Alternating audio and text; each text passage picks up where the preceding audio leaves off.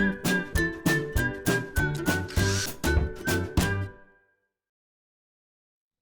it's Steve. Today we'd like to show you how to change the motor capacitor on your top load washer. It's a really easy repair. Let me show you how we do it. Now before we begin this repair, the first thing we'll need to do is to disconnect power to the washer. So either pull it far enough forward that you can unplug it, or locate the electrical panel, turn off the appropriate breaker, or remove the appropriate fuse. And once we've done that, our next step will be to remove the front panel. So to remove the front panel, we're going to take a stiff putty knife.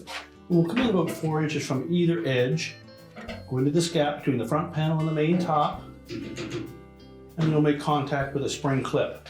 We're simply going to push the putty knife in. At the same time, we'll pull the front panel forward. Do the same on the opposite side. Just tilt that panel down a bit and lift it away from the two support brackets on the bottom. We'll just set that aside. Now with the front panel removed, we've located the capacitor attached to the side of the cabinet. Now you can choose to cut the existing cable straps that attach that to the cabinet. You can cut those off, or you may try to save them. First thing we'll do is to disconnect the wire harness from the capacitor. And if they're on there quite snug, take a pair of needle nose pliers, grasp the connector, and then just pry them off.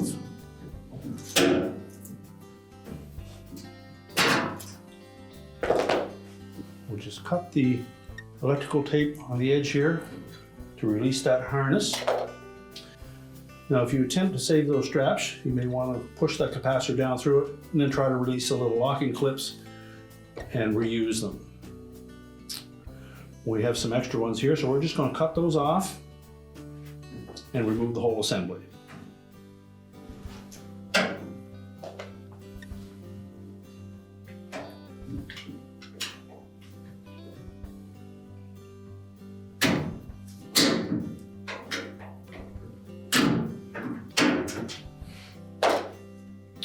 We'll discard that.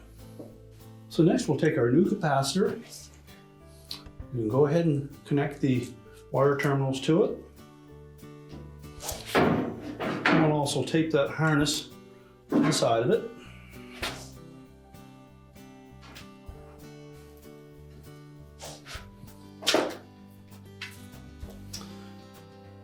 And we'll take our new cable straps. We'll just feed those through the holes in the side of that cabinet.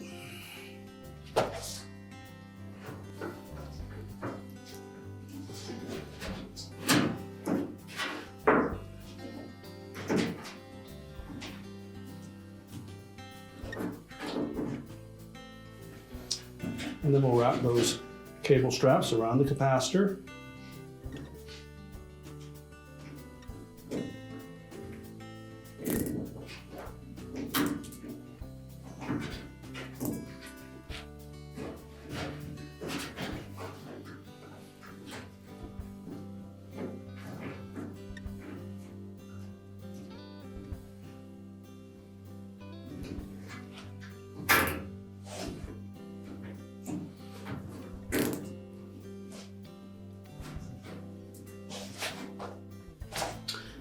And make sure we get those nice and snug. You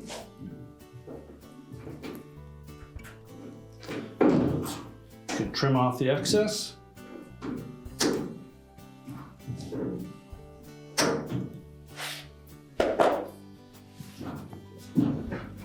And now we're ready to put the front panel back on.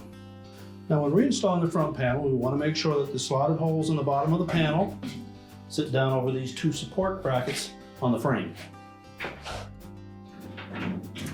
Then we're going to line up these plastic tabs on the front edge of the cabinet with the round holes on the back side of the front panel.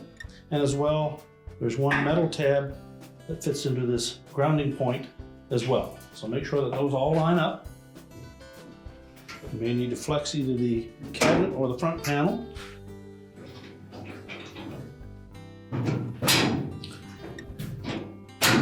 And then snap the front panel against the cabinet And now we're ready to push the washer back into position.